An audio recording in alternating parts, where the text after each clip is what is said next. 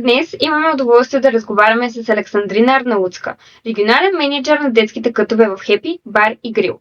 Това е човекът, който стои зад организирането на детски аниматори и разработването на пространства, в които децата учат, играят и се забавляват, докато родителите им се наслаждат на ресторация в ресторант. Ще поговорим за предизвикателството в работата и отговорността, която тя носи в грижата за детските преживявания. Здравей и благодаря, че прие поканата ми. Здравей, благодаря за поканата. На първо място, как започна да занимаваш с работата с деца и как се насочи към тази сфера? Интересното е, че някакси винаги съм усещала, че това е моето призвание. Преди близо 5 години за първи път се сблъсках с ангажимент от подобно естество. Бях на стаж, който включваше работа с група от 35 деца във възрастова група от 5 до 7 години.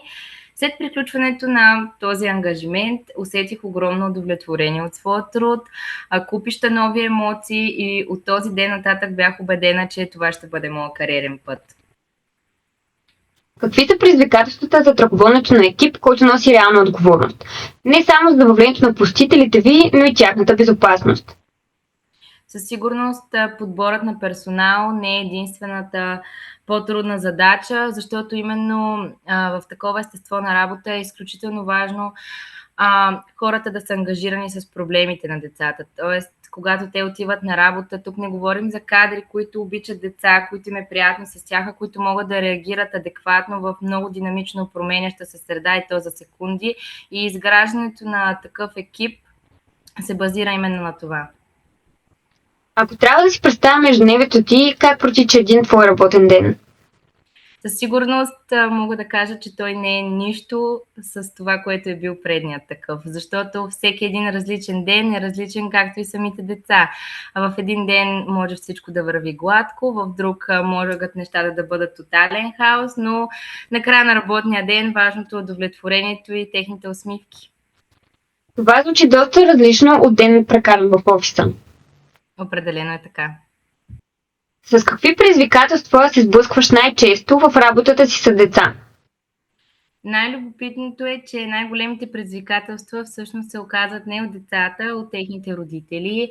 Заради все по-натовареното ежедневие и заетостта на самите родители, те често стават доста изненадани от постъпките на своите деца, поради липсата в общуването и разрива на връзката родител и дете, която е доста нарушена за жалост в нашето общество и мога да го заключа с огромно за мен разочарование.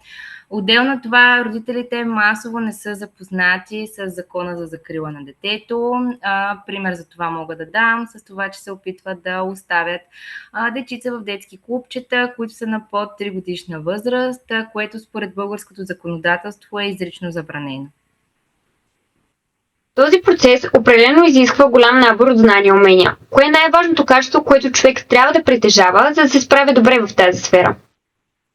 Със сигурност за всяка една сфера, независимо каква е тя, са необходими дисциплина и постоянство. Конкретно за работата с деца мога да посоча главно търпението и емпатичен подход, защото много хора, които са идвали да работят на подобни позиции при нас, много обичат деца, много се разбират с тях, но в същото време не могат да привлекат вниманието им, не умеят да ги успокоят в момента, в който те са разстроени. Необходимо е търпение главно към нуждите на детето и емпатия, за да могат те всъщност да бъдат осмислени. Опитваш тези кратки срещи като доста интензивни. Любопитно ми е, когато едно дете си тръгва от детския кът, мислиш ли за това каква следа оставяш ти в него, като да го вдъхновиш или мотивираш?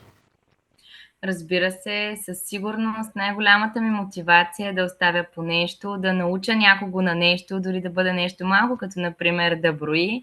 Стремя се именно в работата ми и работата на целият ми екип да инкорпорирам именно това, то е лична връзка с всяко едно детенце. Тук обаче идва най-непредсказуемото, а то е именно, че често пъти много от дечицата оставят следа именно у нас, хората, които всъщност полагаме грижи за тях. Много благодаря, че ни въведе в тази така динамична професия. Пожелавам ти много успехи за напред и още толкова усмихнати детски лица.